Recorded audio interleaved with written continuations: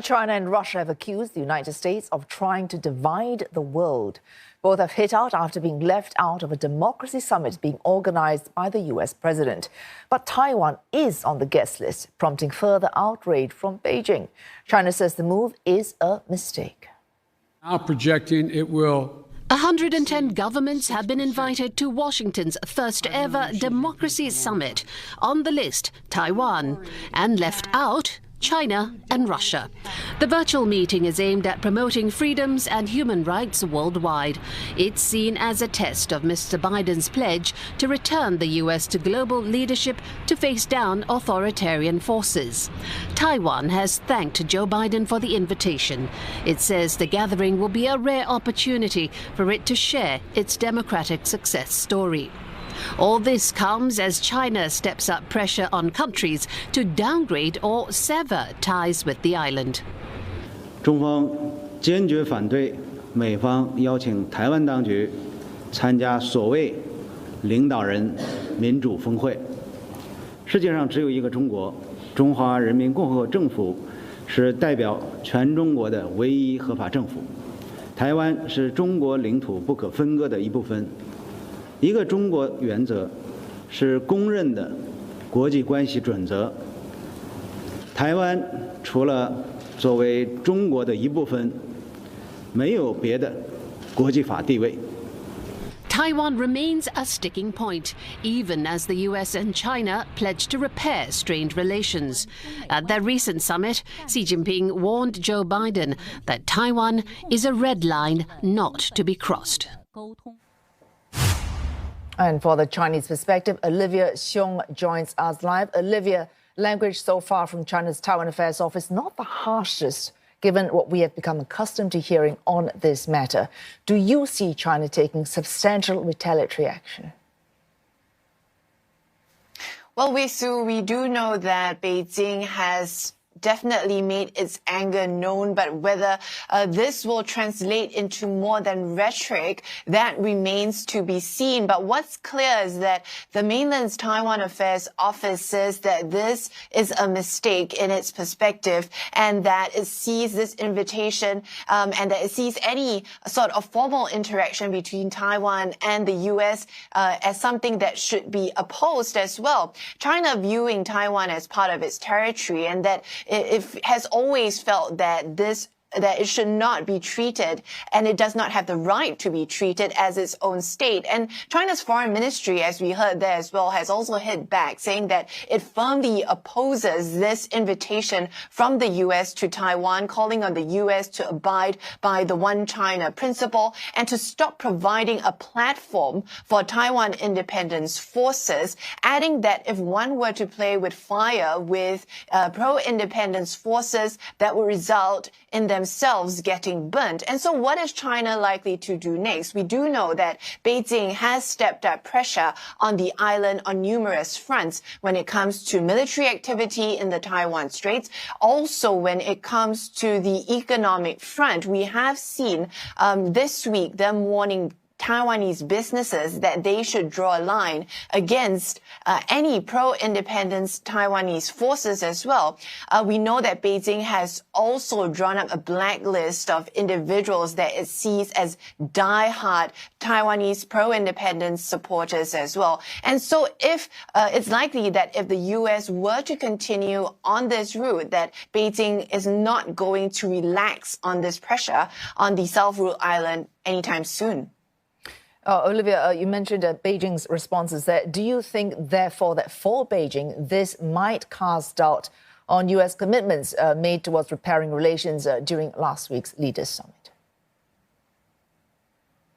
Well, that is something that Beijing definitely has signaled.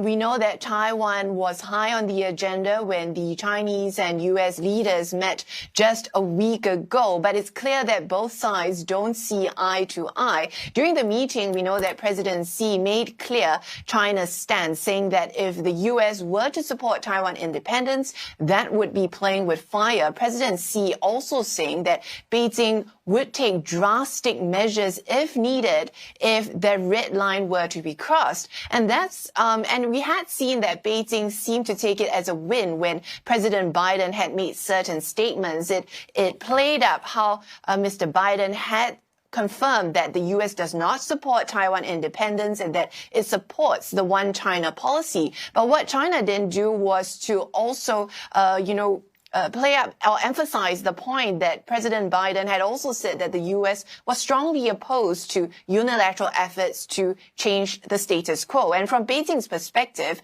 it has been angered by Taiwanese President Tsai Ing-wen and her pro-independence Democratic Progressive Party, and has viewed the U.S. as encouraging or supporting President Tsai and her party through those warming ties between Washington and Taiwan and those increased interactions. And so this latest move, this invitation, certainly being taken as something that Beijing is not happy about and is likely to be seen as the U.S. going back on its word. Olivia Xiong there in Beijing. Now let's get you to Kate Fisher in Washington, D.C. for more on this story. Kate, Joe Biden, he's had to have known that this was going to anger China.